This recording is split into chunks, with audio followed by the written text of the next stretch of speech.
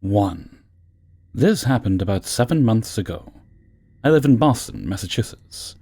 Obviously, depending on where you go, certain spots are more dangerous than others, but I've always felt pretty safe. I never had anyone try to rob me before, and yeah, I had some trouble with people, but this was all my fault because of situations I put myself in when I was younger. Anyway, I'm walking home from my girlfriend's house in Somerville. I was bummed out because the virus and everything, and I work at a tattoo shop, so my work was closed and money was tight. I am smoking a cigarette, and this guy walks up to me nice as can be and asks if he can have one. He's listening to music on his phone. I could hear it faintly through the headphones. I said, yeah, of course, and hand him two, and he says, thank you so much. He even offers to pay. I tell him, nah, bro, it's cool. His phone rings. He answers it, and his phone screen starts blinking violently, like if I was epileptic, I would probably have dropped. I hear really weird beeping on through the headphones. The guy suddenly puts his phone away, and throws the cigarettes away, and takes out a knife, and starts talking in a whole other language. I say to him, come on, man, you're supposed to rob the guy who says no to the cigarette. He gets aggravated, and even though I can't understand him, I could tell by the volume of his voice he's getting mad. So I say, all right, just take it, man. I wasn't dying over $160. I take the money out of my wallet and hand it to him, and he says, no, in broken English, and points to my wallet. I'm like, you're kidding me? He gestured at me to hand it over, so I do. Then all of a sudden, another phone call, he answers it. I pay really close attention to the phone because of how everything changed once he answered. He answered, and this time it is flashing pinkish-red colors. The guy puts the knife in his pocket. He puts his phone away calmly and thanks me again for the cigarettes in perfect English. Now this scared me more than anything because I'm like, dude, is this guy having split personalities? What the hell is going on? It scared me more than the knife. I say to him, you have my wallet and cards. That's all I got. Can I go now? He says, have your what? I tell him my wallet and cards is all I got. I don't have anything else. He reaches in his pockets frantically, looking like someone who lost their car keys, pulls out my wallet and opens it. He looks at me with more fear than I had when getting robbed. He just threw my wallet on the floor and started running as fast as he could. I just stood there for a good minute or two, trying to understand what the hell happened. I grabbed my wallet and walked back, not knowing what to even say. 2. My birthday is the 6th of October, and this last one was quite uneventful with one exception. Let me first preface a little bit by saying that between 1 to 2 days before my birthday, I had 3 different and unrelated people tell me happy belated birthday, which I thought nothing of when the first person said it. But by the third time, I was thinking maybe my birthday on my Facebook profile changed somehow. So I checked, and it wasn't. It was set to show my correct birthday. Fast forward to the night of the 4th, and my partner, after a long commute, got home from work at 7 p.m. and started complaining about a match with his favorite soccer team. They are usually a very excellent team and win the majority of their matches. He was enthusiastically telling me they had lost against a team that was known to not be so stellar. He told me the score was 7-2, which he repeated several times throughout the night in disbelief. When this conversation happened, I was sitting in the chair at our dining table, and he was sitting on our 2-seater lounge about 2 meters away. Fast forward again to the next day, the 5th, and it's about 5 p.m. My partner had just gotten off work and sent me a screenshot of a score message, saying that he was so upset that his favorite football team lost 7-2. I told him, yeah, don't you remember we had this conversation last night? They lost 7-2 because of blah blah blah. And he said, what conversation? I had no idea what you're talking about. Needless to say, I was a bit confused at this point and thought he was acting strangely. What is he talking about? We absolutely 100% had the conversation. There is zero doubt in my mind. I was there in person. It happened. It wasn't a dream. So I pushed further and described what I remembered. He said, what are you on about? That didn't happen. There's no way we talked about it last night. They didn't even play until 2 a.m. this morning. So I furiously went onto Google to find the list of games, and to my shock, he was right. The only game that had the score result 7-2 was a match that was played that very morning at 2 a.m. my time. There was absolutely nothing the night before when we clearly had that conversation, but I was the only one remembering it happened. So that, coupled with the odd belated birthday wishes when it wasn't even my birthday yet, made me kinda wonder if I was somehow glitched forward in time to a day later for a short period. I'm still just as confused about it. He also denies it happened, including where we were sitting. 3. There's a certain back road connecting my small town in South Texas to another small town. About a 15 to 25 minute drive, give or take. Mainly depends on how fast you want to go. There's rarely any traffic, although there is some. So if you're in a hurry to make curfew, you can get back to my house on this road in roughly 16 minutes. There are houses here, and there are a couple neighborhoods far back from the road, and you have to go down relatively long roads to reach them. And not true farms, but farm-like homes with a lot of acreage with barns, but not huge actual farms with crops and things all along this road. But there are also stretches of just trees. I have driven on this road back and forth since I was 9. And when this incident occurred, I had been driving it myself for about a year and a half. I was one of the first from my friend group to get their license, so during that summer, I would drive from my town to their town, then back to my town, then back to their town, then back to my town again, then back to their town to take them all home for the night, then finally back to my hometown to go home. So sometimes back and forth on this road up to 6 times a day, almost every day all summer. During the entire year, I took this road for my weekly piano lessons, and also for various other purposes. So you get the picture at this point that I know this road very well. I know every single detail. I'd probably drive it with my eyes closed. So I'm 16, almost 17, and it's summer. I've been driving my friends around all day, and it's finally time to go home. I start my way down on this super familiar road at about 9:30. My curfew was 10 p.m. I drove a 1990 Jeep Cherokee at the time. This was 2010. And it was actually super reliable. We all called her Old Faithful because of that reliability. So I'm driving home. Everything's cool, but I'm hurrying just a bit to make curfew. Everything seems normal until it doesn't. Out of nowhere, I got the strangest feeling. I can't explain it, and nothing caused it. I just felt very out of sorts, not quite panicked, just weird.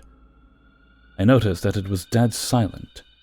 None of the million loud bugs that come out during summer in Texas, no wind, nothing.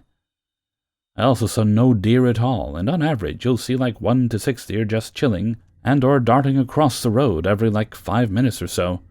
Just tons of deer, always. This definitely creeped me out, and I knew for sure something was going on or about to happen. I realized it feels like I've been driving a real long time, even though I knew I hadn't. I glanced at my clock, and it said 9:43. I also looked at my phone to make sure, because although my car was reliable, it was 20 years old at this point, and my parents were very strict about my curfew, so I wanted to just be sure. And also unexplainably, I just felt the urgent need to make sure of the time. My phone also said 9:43. At this point, I'm still sort of spooked, and I still don't know why. Just a feeling I get sometimes, and it's almost never wrong. So, since it feels like I've been driving for hours and the feeling hit me all of a sudden, I start kind of glancing around. Nothing looks familiar. At all. Like I said, I've either driven this road myself or been driven on this road for roughly 7 years, literally countless times. I know every single part of it. So not recognizing anything wasn't normal in any way. Things all start to appear different and just not right in a very obvious way. I truly don't know how I didn't immediately realize it. I try to tell myself you're just tired or you're just stressed about curfew, you know. Just chill. So I don't allow myself to think about it too much. This unfamiliar scenery continues. I finally let myself realize this is a problem. I would tell you how long the not recognizing anything began, or at what time, but at this point my radio, which I had on playing music, and the clock part of the radio both stopped working, and my fully charged phone was dead.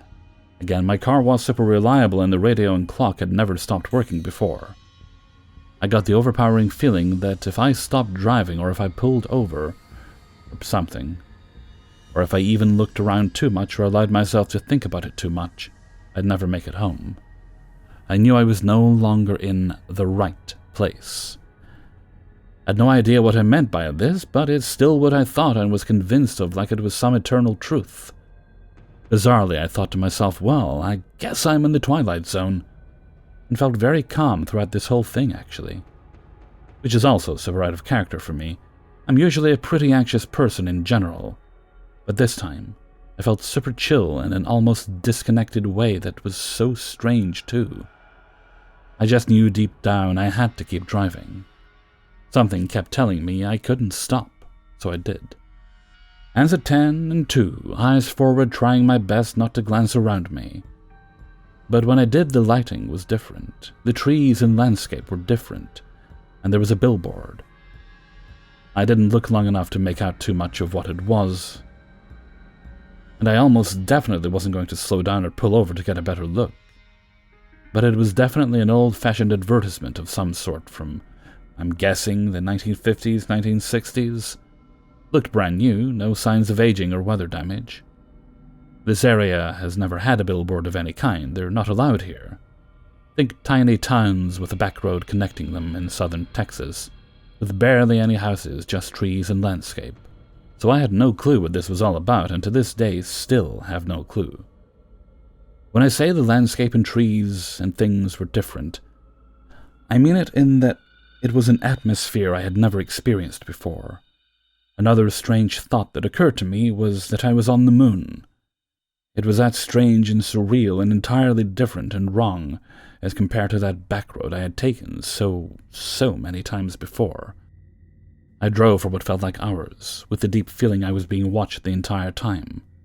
I had the inner feeling and impression that I was being observed, kind of like the I'm in the Twilight Zone and I'm on the moon thoughts.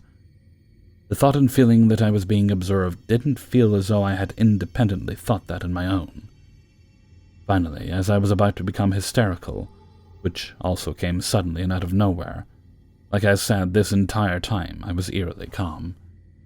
I recognized the one stoplight that meant I was entering my town again. The lighting changed and went back to normal Texas summer night.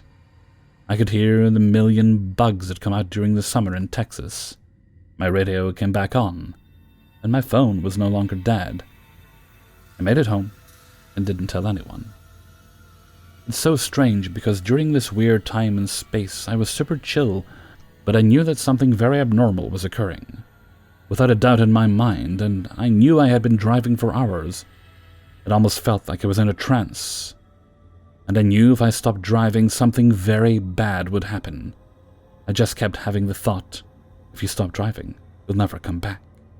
And I don't even know what that means. It's like I didn't think it myself, but wholeheartedly believed it and took it dead seriously. I don't know what I meant by I'd never come back, but that was going through my head like a mantra non-stop. Suddenly then, roughly 10 or 11 years later, I've of course driven on that road countless times and it's never happened again. I've never seen the billboard I saw again, and to this day, there's never been a billboard out there. I asked super old locals, and they looked at me like I was crazy and laughed, and they confirmed that no, there has never, ever been a billboard out in the middle of nowhere on a back road. I'm not sure where I went that night, but it wasn't in this dimension or reality, or whatever you want to label it. When I got to the stoplight and felt relief and got home, and everything appeared to be back to normal, the clock on my radio and my phone both said it was 9:32. I know for a fact I left my friends at 9:30 because, as I mentioned, my parents were super strict about curfew, and I know for a fact that when all of this weirdness began, I looked and it said 9:43 on both the clock on the radio and my phone. There was absolutely no doubt in my mind about the times. I know this isn't a super scary or creepy or sensational story, but it's what I experienced and it freaks me out to this day. Writing this all out for the first time ever has actually spooked me again. I have that feeling that not only am I being watched, but I'm being observed right now. I still don't know where I was driving that night, where I went, why I went, or what happened, but I do know I was not on the road I've driven so many times before. 4. The purpose of sharing this experience is to find answers, not for attention or any sort of money. I am genuinely confused, and to be honest, I am slightly terrified. I can only think of two possible explanations. Either multiple timelines exist, or there is another me running around with a copy of my cell phone. Hopefully, by the end of this, you will have a theory of your own, one that helps me sleep at night. I'm going to include specific times to help paint a very clear timeline for the reader. This fiasco began on Saturday night, the same night as Dustin Poirier and Conor McGregor's UFC matchup. My current roommate Rambo and my old roommate Finkel and I were enjoying the TV doctor show House, while looking for a bar showing the prime ticket fight. At 7:45 p.m. I received a text from my friend Shaggy, asking what I was up to. Shaggy recently moved into a new apartment, and he wanted me to come over and hang for a bit, check out the new place.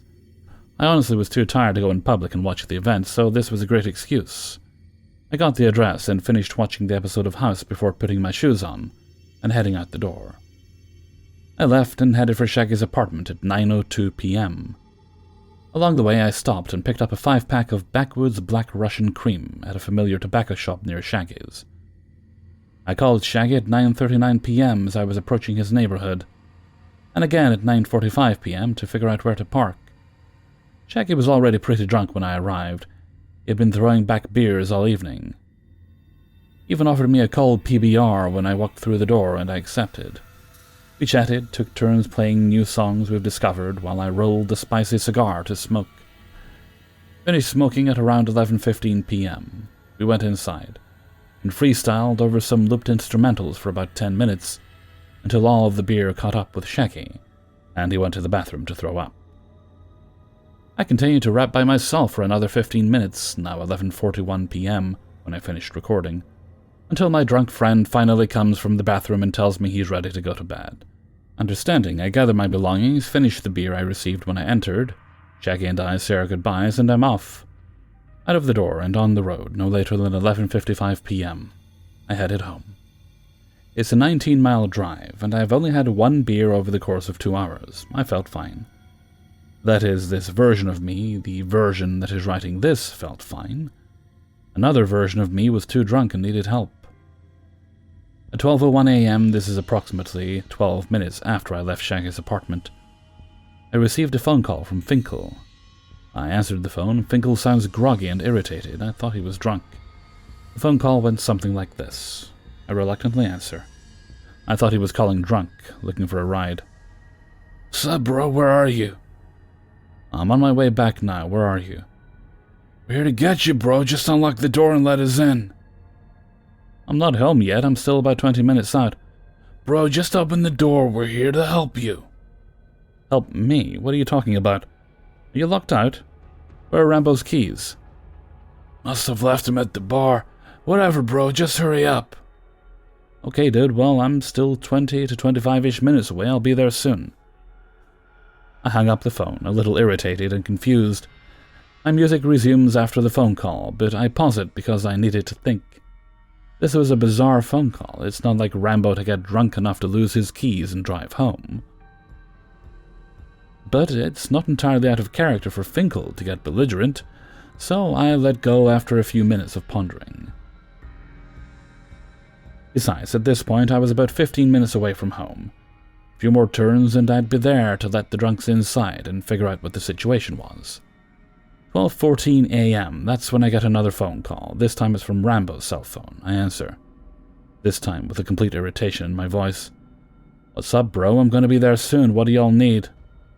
He's also irritated. "What do you mean, where are you? We came here to get you." "Came where, bro? I'm on my way back to our apartment. Where are y'all?" "Why did you leave if you called us to come get you? And why the fuck are you driving if you're drunk?" "I didn't call anyone. Finkel called me asking where I was, and I told him I'm on the way home. Also, I'm not drunk. I had one beer. What are you talking about?" "Bro, what are you talking about? You just fucking called us twice and said you were drunk and sick and needed us to come get you from Finkel's apartment." "No, I swear on everything I don't know what the fuck you're talking about. I'm not drunk. I had a single beer, but I'm 8 minutes from home, if you want to meet there." What the fuck then? Who was on the phone with us and told us to come get them? Because it sounded just like you, claimed to be you, and claimed to be your number. Bro, I don't know what the fuck or how the fuck, but that sounds like some glitch in the Matrix type of shit or something. You're not drunk? Fine to drive? Yeah, man, like I said, I had one fucking PBR. I'm pretty much sober. Finkel grabs the phone from Rambo. What the hell, bro? If you're not drunk, come meet us at the bar we just left. Okay, I'll be there in 6.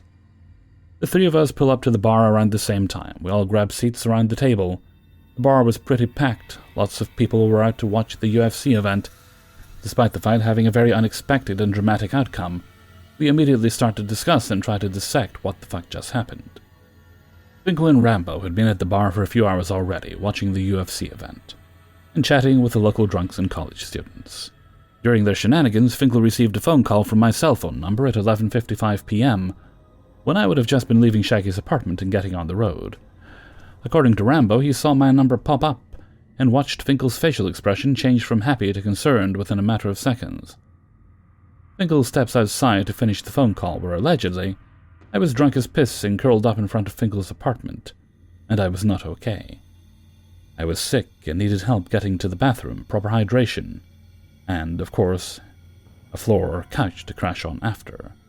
Finkel walked back into the bar and explained the situation to Rambo. Allegedly, I call back at 11:57 p.m. Rambo answers this time, and I give him the same drunken story, to which he realizes I am not okay, and needed to leave the bar to come get me. The bar is about 5 to 6 minutes away, maybe 4 if you're speeding and no traffic, which there wasn't because it was midnight.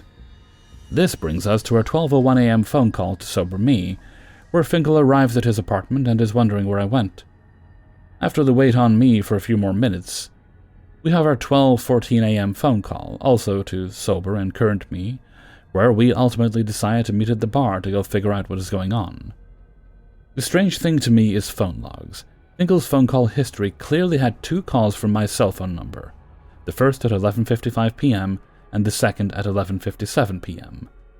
Neither of those calls were placed from my cell, nor was I the one on the other end of the line, saying I'm drunk and in need of help.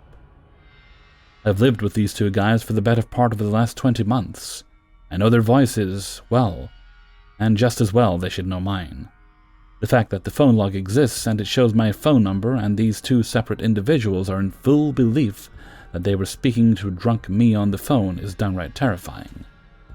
It was not me on the phone with my friends. I didn't sleep well last night thinking about this. My best explanation would be maybe my timeline split, and in this timeline I went to Shaggy's apartment and only had 1 beer. But in another timeline I went somewhere and got drunk and found my way back to Finkel's apartment, called him, and the Finkel and Rambo in this timeline somehow got those phone calls. I wonder what happened to drunk me that night, locked outside of Finkel's apartment. I wonder if he ever talked to someone else from a different timeline. I wonder if it's even a timeline split, or maybe someone fucked up the spaghetti code for our universe. I listen to quite a bit of true crime podcasts, such as Crime Junkie.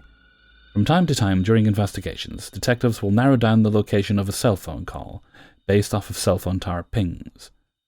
I wonder if this technique could be applied here to figure out if the call came from this dimension or not. If drunk me calls from Finkel's apartment at 11:53 p.m. and 11:57 p.m., and there is no physical way I can also be 19 miles away at 12:01 a.m. when he calls me back looking for me. Later I check my cell phone and pull up my incoming and outgoing phone calls from this weekend. There is no report of my phone number making any calls at 11:55 or 11:57. If anyone has had any similar experiences of any people you know speaking to an alternate version of you, let me know. Or if you have any theories of your own, please share. I'm looking for anything to put my mind at ease. This situation is very unsettling for me. I'm scared I'm going to fade away and be forgotten. 5. So I absolutely hate all jam except strawberry jam. But my jars of strawberry jam have been turning into raspberry in my fridge. It always happens after eating quite a bit of it too, which makes it even more odd. To preface with some facts, I am the only person who buys groceries in my house. And this has happened in 2 different apartments over the last 5 years, so probably not a carbon monoxide issue. I don't eat jam or fruit preserves that frequently, but like to have it in the fridge for when I occasionally get a craving for toast or butter, and strawberry jam specifically. I have a very distinct childhood memory associated with eating this combo. So whenever I move, I'll specifically stock my fridge with condiments and things I might need, and I'll buy a proper jar of jam. The first time this happened was 4 years ago, when I bought Bon Maman, and was specifically psyched to try their strawberry jam. I distinctly remember picking out the strawberry one. I have clear memories of having it that day and a couple times after, not with toast, but that's another story. A good half of it was gone. I forget about it for a couple months, and then one day my partner starts to make us PBJs. He likes blueberry jam. I got him a Smucker's, so I specifically asked him to use the strawberry Bon Maman on mine. He brings me the sandwich, and I take one bite, and it's off. It doesn't taste like strawberries, it's far more tart. I just thought that he was being lazy and putting the blueberry one on mine to not have to wash the spoon. I literally never eat any jam other than strawberry. I have just no frame of reference. As I'm grumbling about it, he shows me the open jar of Bon Maman on the counter. It says raspberry. I was so confused because I had eaten from it before and it was strawberry. I even cooked a recipe that requires strawberry jam with it. My partner laughed it off and said that I must have forgotten and bought the wrong one. It didn't make any sense, but I let it go. We've bought squeeze bottles of Smucker's a few more times at that apartment, but never a jar again. And those were fine. Fast forward to 6 months ago, I move. I decide to buy a proper strawberry jam in a jar again before my parents visit. My mom loves strawberry jam. Smucker's in a jar this time. All's good, we even have it for breakfast a couple times. Butter and toast and everything. Last week I got some nice bread, so I think about getting the strawberry jam out. And lo and behold, it's raspberry again. I checked with my parents and they remember eating strawberry jam. I remember it being strawberry, but it's changed again. What an odd but specific glitch to keep happening over and over again. Just thought I'd share. Bonus toast issue. Related but not sure if it's a glitch. Like I said, I have a super distinct childhood memory of having warm, almost burnt toast with salted butter and strawberry preserves with my mother. Ever since I moved out, I've occasionally gotten a hankering for it, but I've never been able to make it alone at my home for some annoying reason. It's not a complex recipe. And there was always a reason. First, I didn't own a toaster, broke student.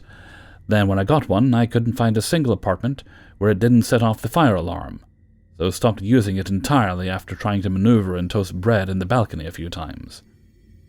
This was a hassle which only led to cold toast afterwards, because of how annoying and long the setup was. Tried toasting the bread on the pan, but had a shitty induction stove which never got the right level of toastiness and texture. I eventually just gave up trying to have this combo at home. I would occasionally get it to have it at breakfast diners, but the toast was always a little too cool. Or when I would meet my mom and specifically eat breakfast, which happens rarely. So yeah, I have this super distinct childhood memory that I have never been able to recreate myself, because I can't toast bread, and my jam keeps changing flavors. 6. Walked into my best friend's house in 2001, 8th grade. He was getting ready in the bathroom. I was chatting her up. I took a few steps into the hallway to look into the living room. I thought I heard her mom or something. There I see a young woman sitting on the couch. I know her, Riley.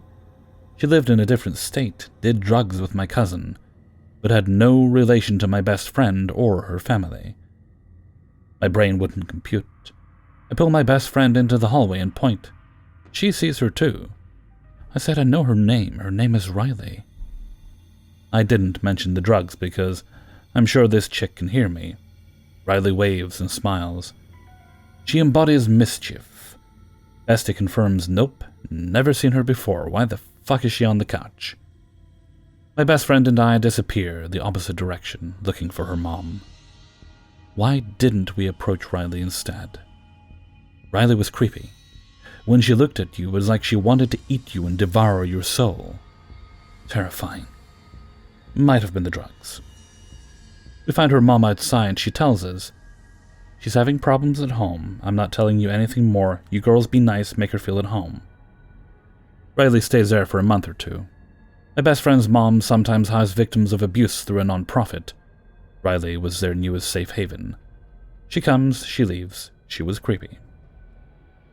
Fast forward 10-ish years, my best friend and I go to visit my cousin. Guess who we see? Creepy McCreepy. Riley says she hasn't seen me since I was a small child. I give her a puzzled look. Maybe she wants to keep the home abuse a secret. Forget it all. She acts like she's never seen my best friend. Okay, so maybe nobody in her life knows about this trip to a safe house for a month. Gotcha, we're all clued in. Later, Riley and I end up alone on the outer deck. She says something like, "I can't believe I haven't seen you since you were, 5 years old?" And a few other curiosities. I didn't intend to comment on anything. But like word vomit, it came out. Do you really not remember seeing me? After explaining everything, the safe house, her month stay, etc. During those months, we talked about my cousin, their drug use, her family. She looks effing baffled. I told her if she didn't believe me, we would grab my bestie and get her side of it. She agrees, bestie comes out. Riley is now so perplexed that she's not even talking. Then it's denial. She says she must have a doppelganger or twin. We say no. You talked about my cousin, your home, nothing was different. Now they're getting concerned we're going to bring up repressed memories or shit. I'm trying to leave it alone. Change the subject. Nope, dog meat bone. She starts asking us what year this was, what month. Says she can prove it wasn't her. Riley calls my cousin out, asks him what grade they were in when they went to Yellowstone for 2 weeks. Through photos and 3 hours of sleuthing, indeed Riley was in Yellowstone with my cousin, the same time she was at the safe house. Info suggests July 20th-ish. Riley feels vindicated, like, "See, I told you it wasn't me." My bestie and I are beyond horrified. There's only 3 options. We got the dates wrong, or drugs riddled this chick's brain.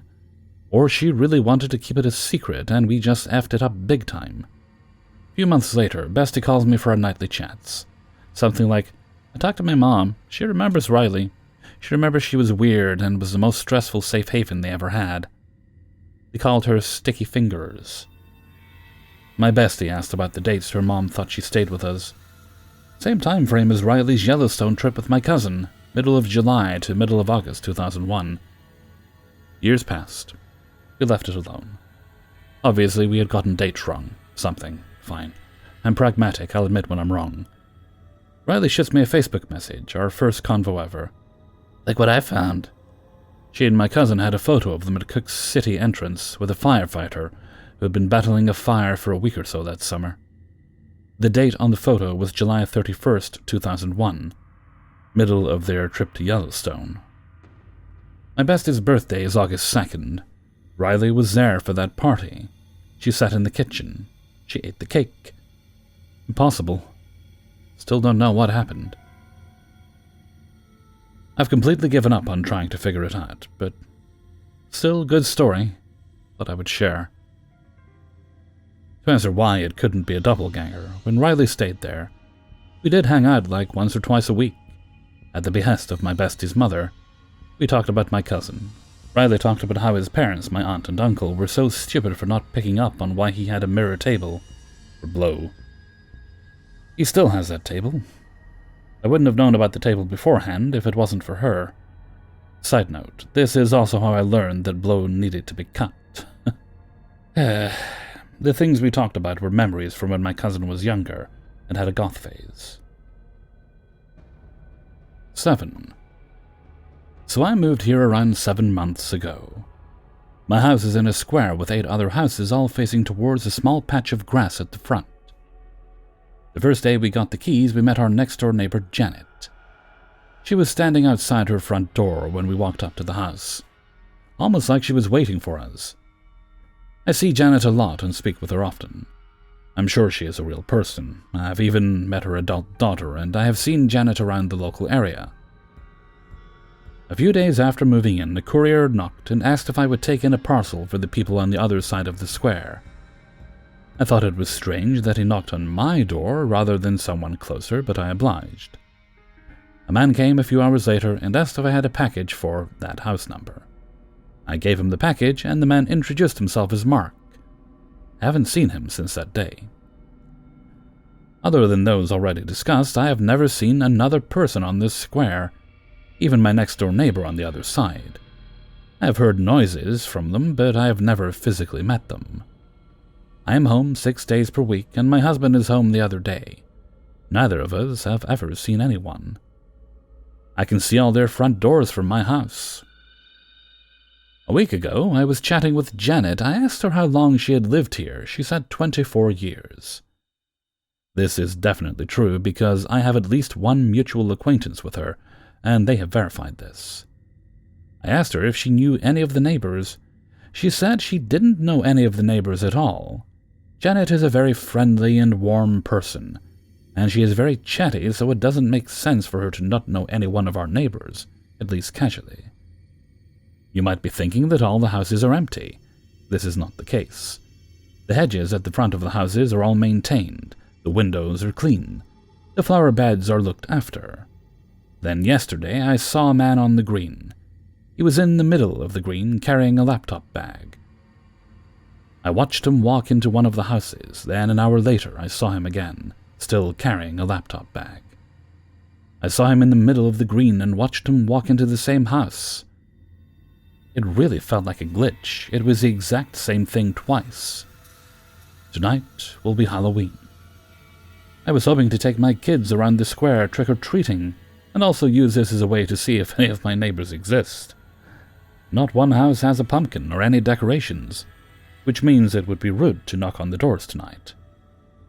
I'm honestly starting to feel crazy. Edit. Tuesday night, we put out our bins from 6 p.m. onwards.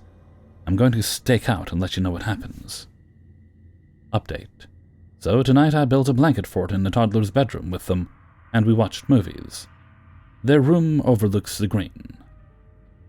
I sat by the window and watched out for my neighbors to put out their bins. And sure enough, they exist. I saw a laptop bag guy, an old woman, a woman coming out of the house where Mark lives, maybe a wife. I didn't see anyone else, but at least now I know I do have neighbors. I will definitely be writing them all Christmas cards this year. 8. I feel like this is gonna sound insane, but I've been thinking about it for 2 days now. And I feel like I have to share to see if anyone possibly has an explanation. 2 nights ago, me and my girlfriend are laying in bed with YouTube on the TV in the bedroom. I watch it while she sits with her phone or reads. I have the YouTube autoplay feature on, so when one video ends, it just immediately plays the next one. I was watching a ton of Nick Merckx videos that night.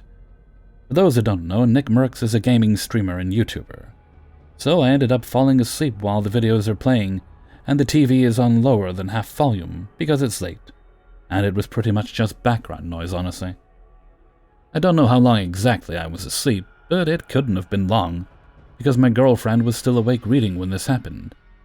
But as I'm asleep, I hear as clear as day, and extremely loud, Nick Merckx himself go, "Wake up!"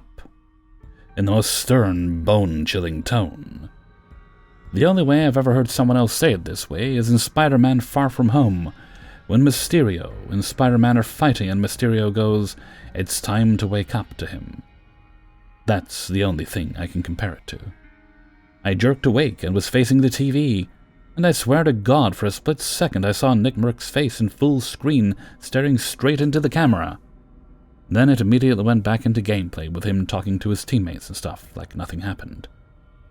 I looked over at my girlfriend and she was staring at the TV with a shocked look on her face. I asked her, "Did you hear that?"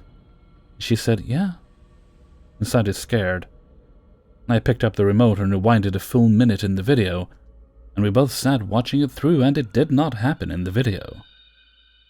He never once screams "wake up," nor does he go full face cam in the video. He only ever does full face cam in the intros, and he hasn't even been doing intros lately, so there's no full face cam at all in this video. I have no clue what happened. Can someone please explain this? To answer any questions you may have, after this happened I didn't fall asleep for a while, and we stayed up together, freaked out for about an hour and a half, talking about what the fuck just happened. As well as the next night, we both said we should just keep the TV off when going to bed. So yes, She definitely experienced it, and it was confirmed a lot that night, as well as the next day. Is it possible it was an ad? No, I have YouTube Red specifically because I watch YouTube on my TV every night, and the ads, especially mid-rolls, are extremely annoying, so I never get ads on YouTube. And having YouTube Red or Premium still lets me continue to support the channels I enjoy. Hashtag not spawn. Could someone have cast onto the TV with their phone, etc.? If it is possible to cast onto an Amazon Fire Stick, then possibly, but I have now talked to everyone that lives in my house since this happened about this experience, and all of them said they don't cast to TVs, ever. So if it did happen, it would have to have been a random person like a neighbor, although my neighbors are far away as we live in a wooded area, where the houses are really spread out. I'm not saying it's 100% impossible, but given all the variables I have listed, and the fact that it was Nick Merckx himself yelling from the TV, I feel like the chances of this are just extremely slim. Did my girlfriend see it? I have asked her if she saw it, and she says she didn't, but I feel like I need to emphasize some details here, because I wrote this post very poorly. When I say it was loud, when he yelled, I mean it was loud. As if my soundbar had gone up to max volume, and then immediately back down to below half volume. Also, no, it was not me who yelled in my sleep. Me and my girlfriend have talked about this a lot, and as I said previously, she knows it was the TV. She knows what Nick Merckx sounds like. And she said when it happened, she instantly thought it was the TV as well. There's no way it was me. Do I have any other weird stuff happen around my house? Not a lot, honestly. My sister watched her closet doorknob twist back and forth once, and when she finally opened the door, there was no one there.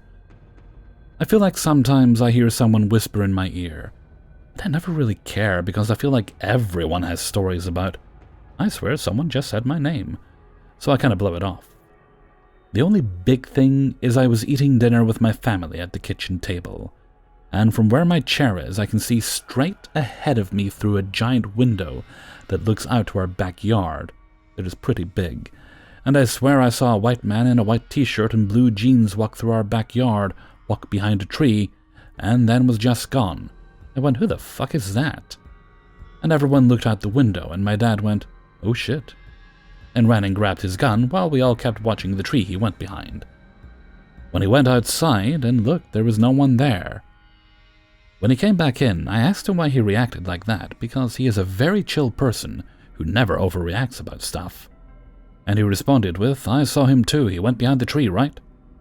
I said yes, and he just looked spooked, and didn't say anything else about it.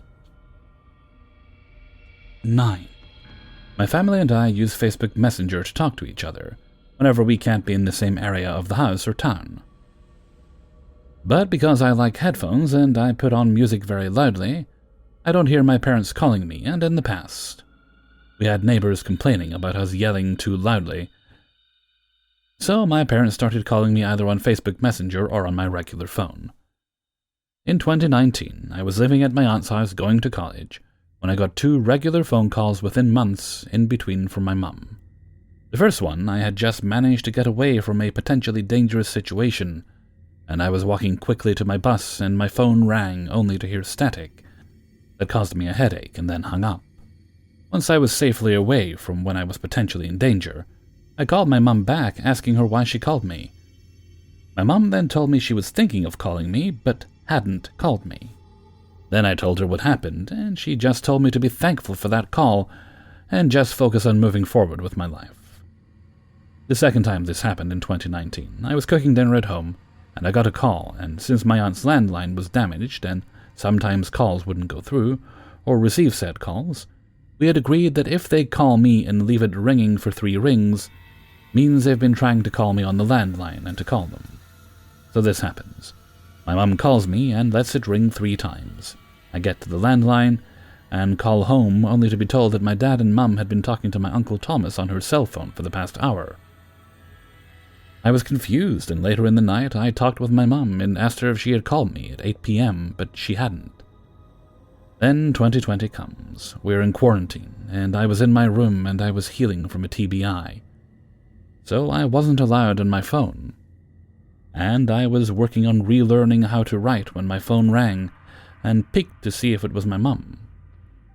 Thinking that my mum might have needed toilet paper because I had heard her go to the bathroom, so carefully walked to the storage room, grabbed 3 rolls of toilet paper, and carefully went again to the bathroom and asked her what she wanted.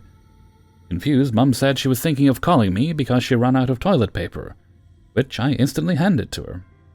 Mum joked about our mother-daughter bond. A few months later, again in 2020, I'm fully healed from my TBI and I'm cleaning the house, vacuuming when I feel my phone vibrating, and I look to see my mum calling me, and I put the vacuum aside thinking it was close to 3 p.m., which is my country's mandatory quiet time up to 6 p.m., and she was trying to tell me to give up trying to finish the house before 3 p.m., or she just wanted something. So I look around the house and ask my sister, only to find my mum putting out the laundry, and I had seen her phone on the radio in the kitchen while looking for my mum. And once again, she never called me. And now we are reaching 2021. I'm in my room doing some chores, and I hear my computer and phone chime with a Facebook Messenger video call, and I look to see my mum calling me. I got up and went to look for my mum, only to be told by my dad that mum was out with her friend for coffee.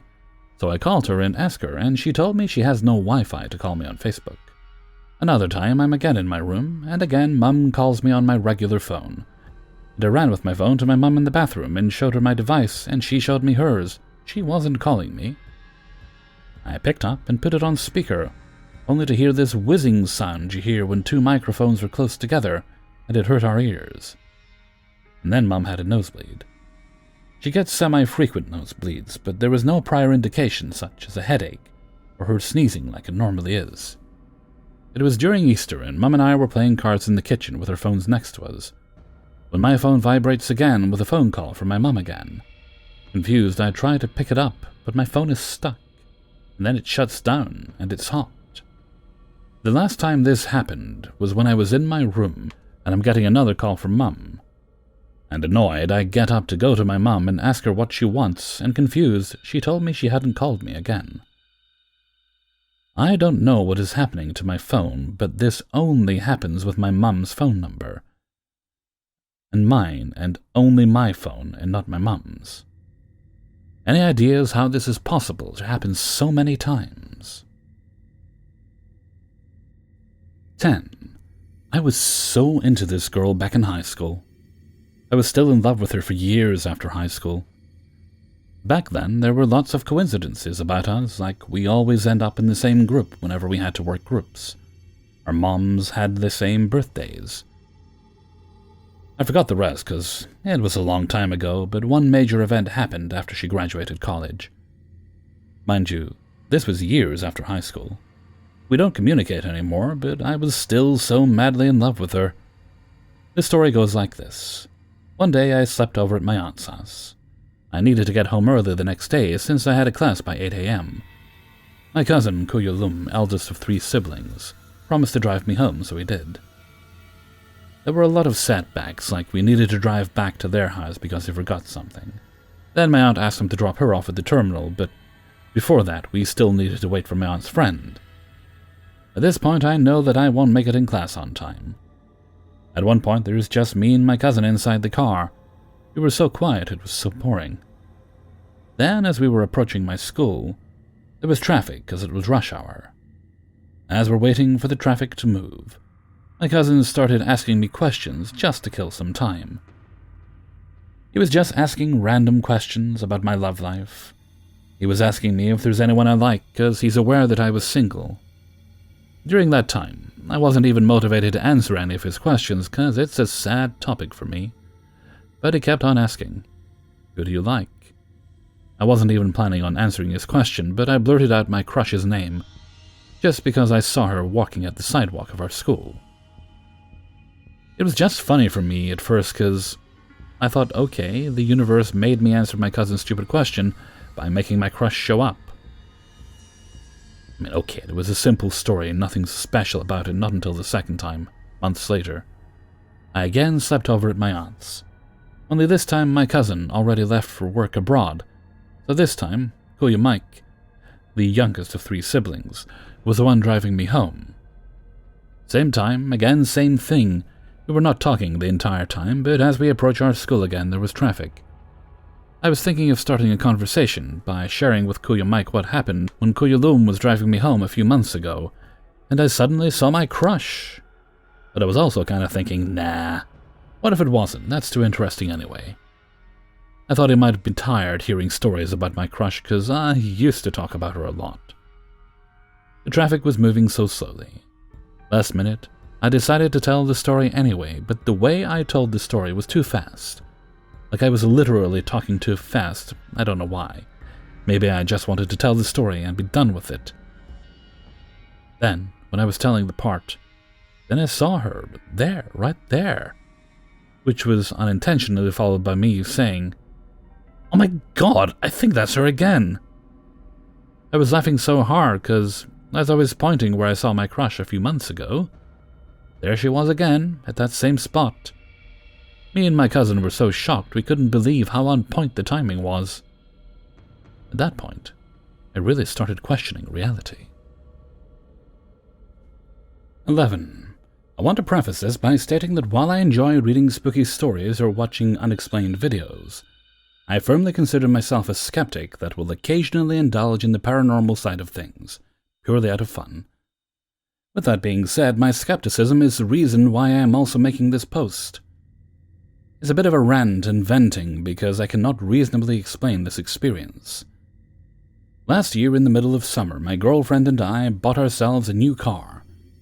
We fell in love with it at the dealer, and all the features it came with despite it being a little pricey. Completely worth it. Months in, we'd still find ourselves gasping in excitement whenever we'd come across a feature or quirk that made us appreciate the car more. One of these things was the little visor extensions. Not sure if there's a name for it, but you know how some visors have a little black slide that helps extend over more? Yeah, that thing.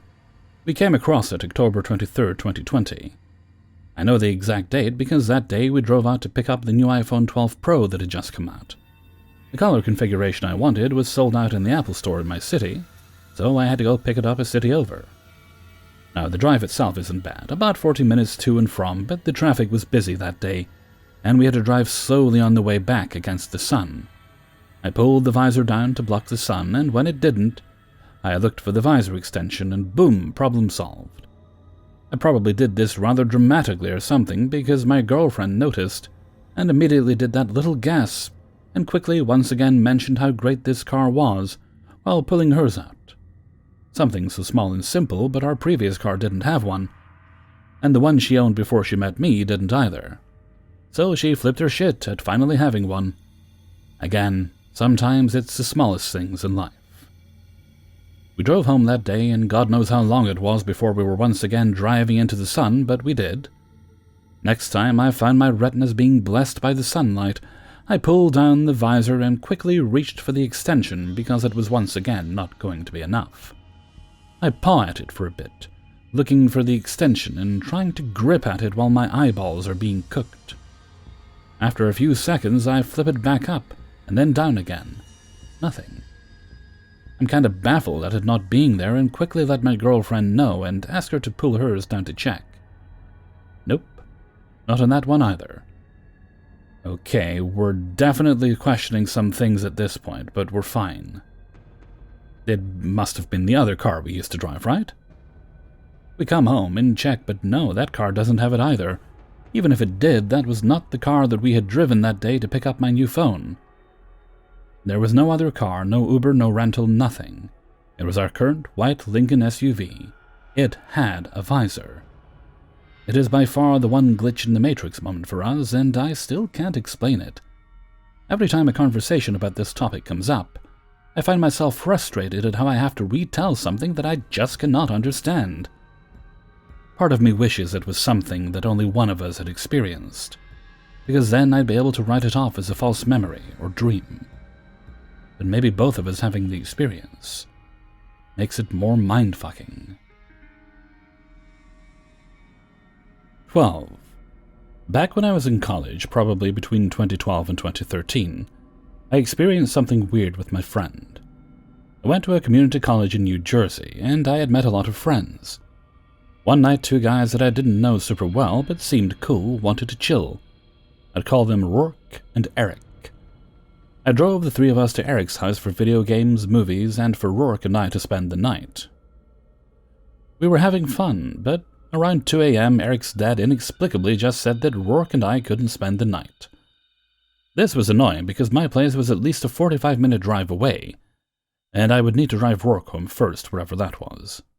This part of the state is very rural, with a bunch of thick forest roads and farmland, so everything is far apart there.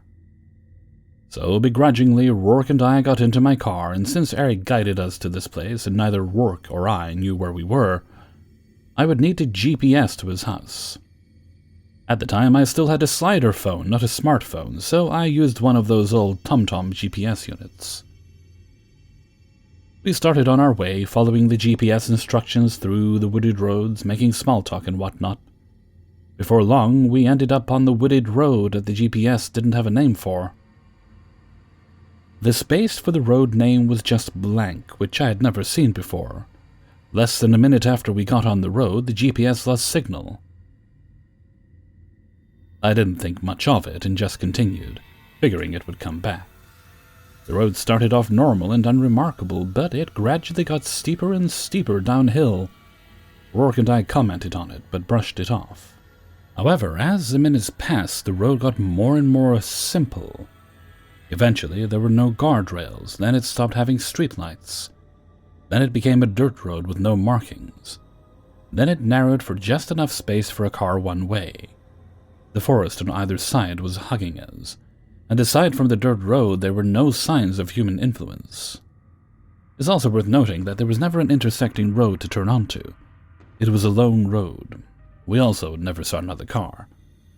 Rourke and I were kind of nervously laughing about it, trying not to freak out. The decline had become very steep, and it was almost a perfectly straight road.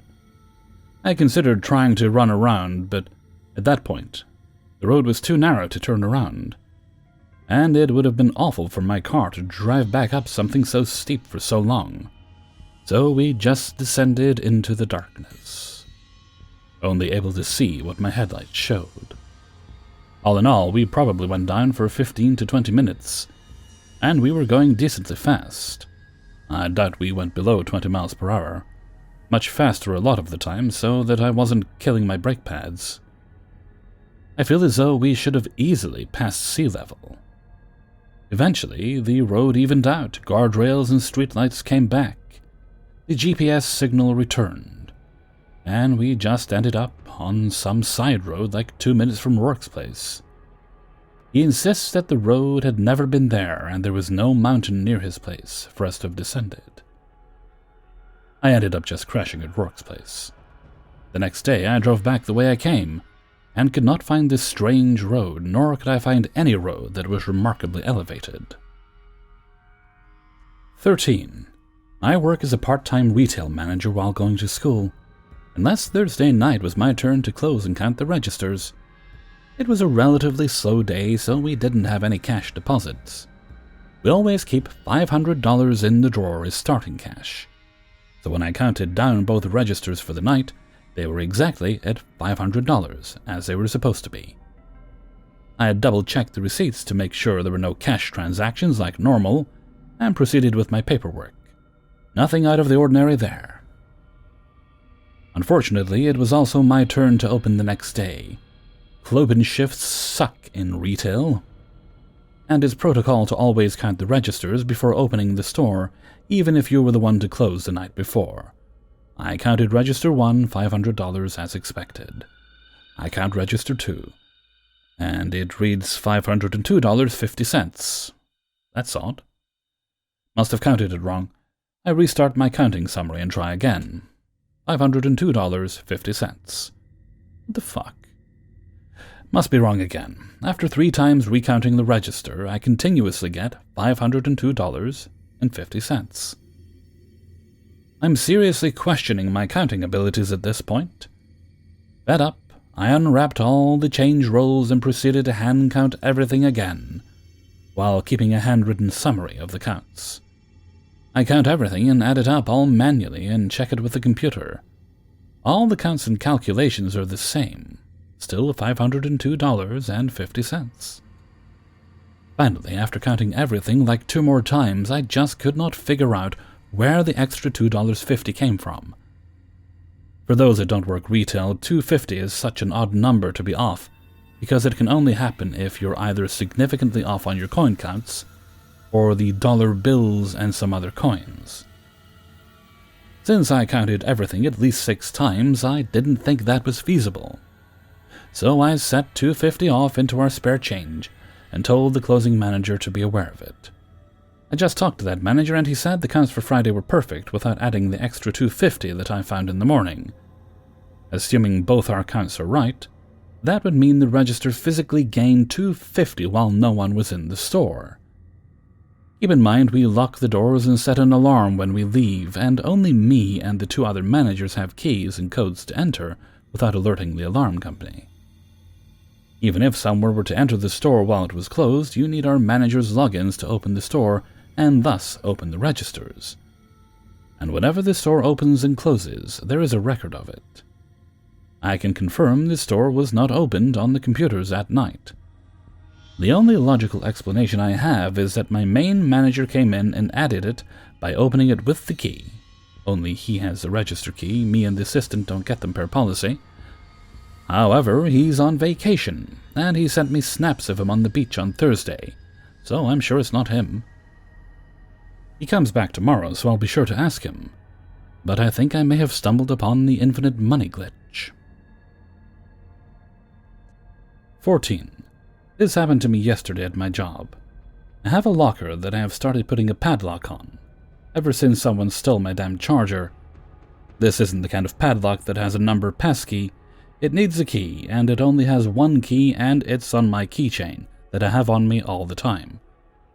And I got it from the store I work at, so it's not like someone else has a key. So about a week ago is when I started doing it. By the time yesterday rolled around, I was in a good habit of putting it on my locker. About 1 in every 5 of my coworkers smoke, so it always smells like cigarettes in the locker area. There are small holes between the locker for ventilation or whatever. I don't really know why they did that, but now all my stuff smells like cigarettes and I don't smoke. I get off at 9 every night that I work, so I'm one of the last ones at work before they close, which makes it stranger. 2 nights ago I locked my locker, and there was nothing in there because I don't leave anything in there overnight, and the next day when I got there, there was a red clipper lighter in there right when I opened it, just sitting in the middle of the locker floor. I've never seen it before. In fact, I think this is the first clipper lighter I've ever seen. So this thing just disappeared out of nowhere. Keep in mind that my locker was locked from the moment I left to the moment I returned the next day, and no one else has a key. Besides, who would go through the trouble of cracking my locker just to give me a free lighter? And no, this couldn't have gotten through one of the holes in my locker. Those are about 2 millimeters wide, so that wouldn't make sense. The only thing that I can possibly think would cause this would be in a different timeline or something, where the locker is owned by someone else and they smoke. Or I smoke in another reality, and I'm wanting to know who stole my lighter. Who knows? Why these things happen to lighters is beyond me. But hey, I got a free lighter, so no real complaints. Hope you're all well. Thank you for listening. 15. This story takes place when I was married and my friend Zephyr was living with us. My bedroom faced the road and my bed was up against a window. I slept on the window side. Of course this is important, I wouldn't bring it up if it wasn't. Zephyr was downstairs on his computer and my wife and I were sleeping soundly. I mean, we were in the REM sleep. How do I know? The sun was setting when I went to sleep. When this happened, it was the middle of the morning. I think about 2 a.m. It seemed like I just went to sleep a minute ago. Anyway, I was awakened by a large explosion accompanied with a large white flash that broke through my sleep. I sat up in a massive panic and instantly threw back the curtain to see what was going on outside. In the road, I saw 2 cars, each facing the other direction, and were sitting next to each other, driver's window to driver's window. At the same time, the cars drove off at top speeds. Zephyr ran down the stairs yelling, "My God, Railuge, are you okay? Railuge, man, you there?" I calmed him down and explained what just happened. Now enter the bizarre events. My wife walked out of the room rubbing her eyes asking, "What's going on, guys?" Keep in mind, she slept right next to me. Did you just hear the loud explosion? She sleepily looks at me. No? And went back to bed. Okay, fine. She can sleep through the apocalypse. However, the phone rang. Zephyr answered. It was his boyfriend, Andy. You guys okay? I heard a loud explosion coming from your place. Are you guys good? He lived 2 streets down and half a block over, and he heard this explosion. We called the police. The police came over and inspected the street. One cop told me that what I explained sounded like a shotgun, but they could not find any evidence of anything happening there. No tire tracks, gun residue, shells, blood, or glass. There was even a guy that was standing around. One officer went to ask him if he heard anything. The guy saw a car driving off, but no explosion or light. We called Andy, and the officer talked to him. They shrugged and told me, "We believe you, dude, but there's no evidence, and we cannot do anything about this," and they left. I couldn't sleep. The next day, Zephyr and I talked to our neighbors, and no one heard or saw anything. Nothing on the news, Facebook, or anything local mentioned about this. My friends and I are convinced that we are wizards, and what we experienced was Death Eaters killing someone or something. That or a glitch. I cannot explain this. 16. While I've had friends see me in places that I knew very well I couldn't be, I've always put that down to strong genes. The only doppelgangers I myself have seen were cars. First occurrence. My car was an unusual style, an unusual color, and with the roof having blistered in the OK sun, my dad had painted the top white. I also had a bumper sticker with words in large, blocky primary colors. Very unusual, if not unique. One afternoon, my co-workers came running out to tell me my car had been stolen. I looked out the front windows, and there it was at the stop sign, about to turn onto the highway. It was far too close to see the license plate number or what the bumper sticker said, but in all ways it appeared to be my car. I rushed out the back door, and there was my car where I had parked it. Less than 2 weeks later, I was in an accident caused by rain and slick roads. The car was totaled, and I spent some time in hospital. A decade or so later, I was driving a small pickup that had been repainted. Due to a close encounter with a speeding dumpster, it too had bumper stickers. Driving down the highway one day, I realized that a truck that was ahead of me looked exactly like mine, minus a paint job.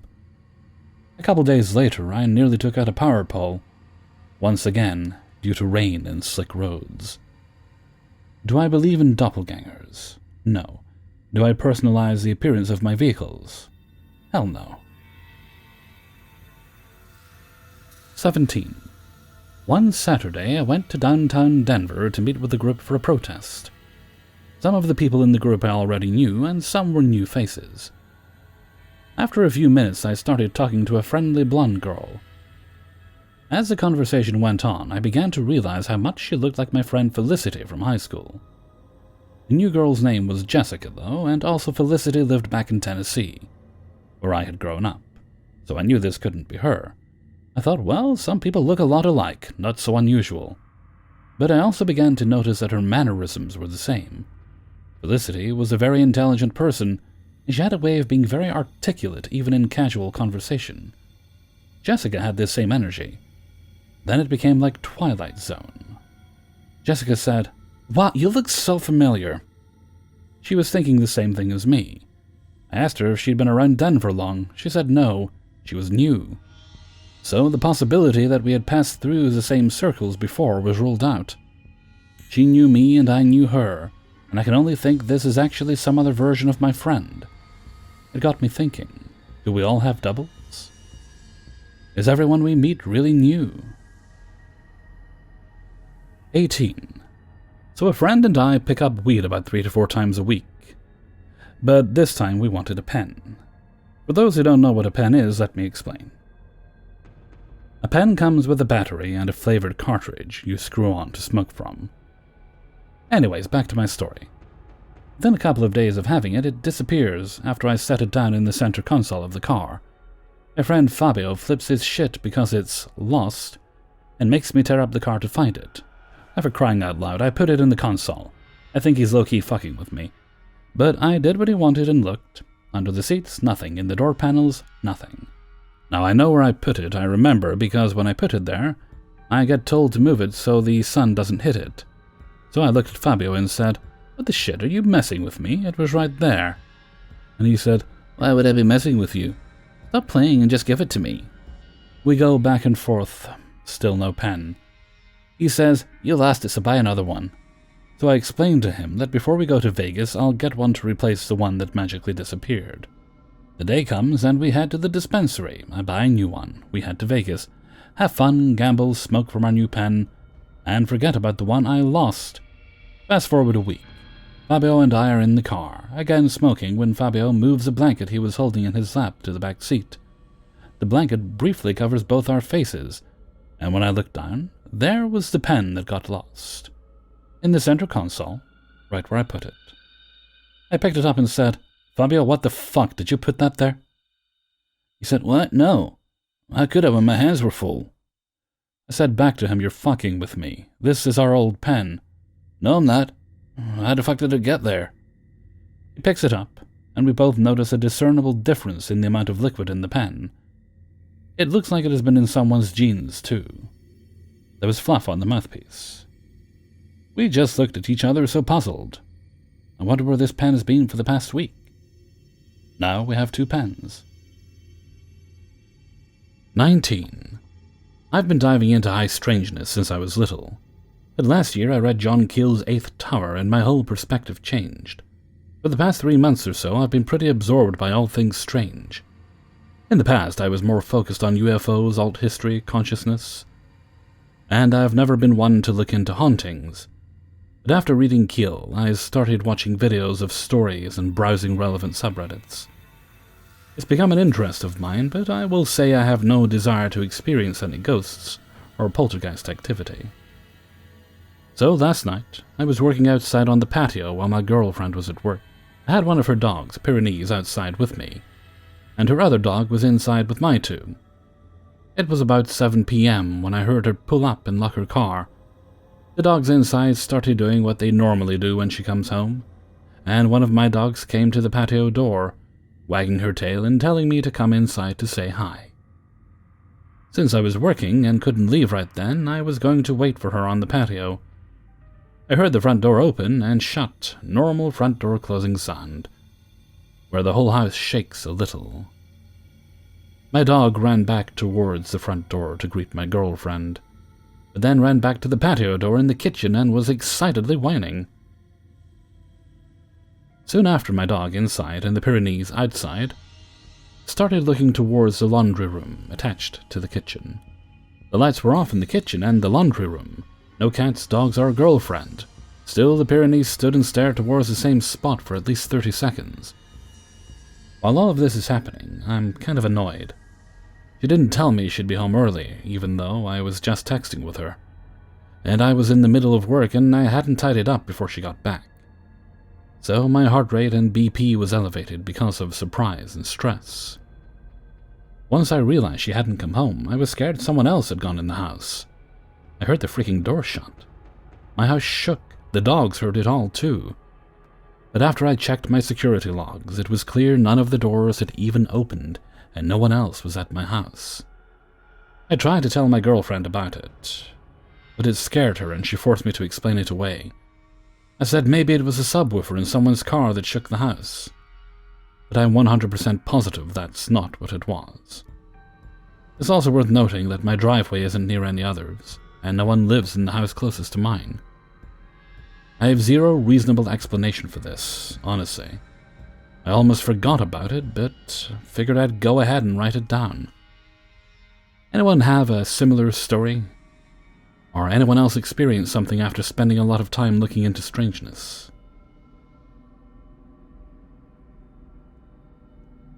20. The following event took place at a time in my life when a lot of strange events happened, but this one particular stands out from the rest. It was a Friday and I had just gotten paid. The responsible me took care of whatever bills and payments needed attention, then put a nice chunk into my savings account, leaving not-so-responsible me $60 of play money for my Friday night. I finally got home and went into my bedroom to get out of my work clothes for my shower. I walked over to the nightstand and emptied my pants pockets. Rear left, nothing. Rear right, a folded pamphlet and 3 folded $20 bills with a bank receipt. Front left, coins. Front right, keys. In that order. I laid the pamphlet down in front of my lamp. I laid the $60 next to it, throwing the receipt into a nearby bin. Then piled the coins and keys on top of the cash. I sat in my bed, took off my shoes and socks, then stood up to remove the rest of my clothes. I glanced at the clock, 6:06 p.m., then basically pranced like only a naked tiptoeing man can prance, out of my room and down the cold hallway to the bathroom for my shower. I showered quickly but made sure to get all the crucial parts, then dried off and pranced back to my bedroom. I sat on my bed and glanced at the clock again, 6:16 p.m., and immediately realized my cash money was gone. The pamphlet was set in front of the clock with a pile of coins and keys next to it. The 3 $20 bills were gone. I stood up, looked around, looked behind everything in the immediate area, and looked everywhere a second and third time. The cash was nowhere to be found. My arms were up and I was turning in circles saying, What? But that didn't help. There was nobody in my place but me. The doors were locked. It just didn't make sense, but I was panicking at not having play money for my Friday, instead of freaking out that the money had vanished. Realizing I'd need to be dressed no matter what I ended up doing, I did a final pat down with my towel and tossed it onto my bed. My dresser was on the far side of my room beyond my bed next to my bookshelf, so I rounded the foot of my bed. As I was reaching for my underwear drawer handle, my gaze fell sideways to my bookshelf. Laying flat between a small sculpture and a wooden box on the middle of the shelf was the book The Devil by Jeffrey Burton Russell. Sitting on the book, censored so that they covered the image and the subtitle portion, Perceptions of Evil from Antiquity to Primitive Christianity, were the 3 $20 bills folded in half. I hollered out, "What?" again, then reached out to grab the money. When I touched them, I discovered they were cold and damp. I instinctively recoiled and dropped the money on my bed. The distance from where I put the money on the nightstand and where I found it on the bookshelf was about 20 feet, with a queen-size bed in between. I finished getting dressed and eventually made my way out for the evening with another spooky story to tell. The minutiae of this event, like how $60 vanished between 6:06 and 6:16 and reappeared underlining the words "the devil," didn't escape me. Such a small event, but profoundly creepy at the time. Another detail that may be a factor is that I had actually stealthily taken that book from a college library without an account just the day before for the cool book factor, and it has been tucked between 2 other books standing upright like normal before this. I changed my mind and returned it the following Sunday. Good times. Hey everybody, Hellfreezer here, and thank you very much for listening to Glitch Monthly, number 20.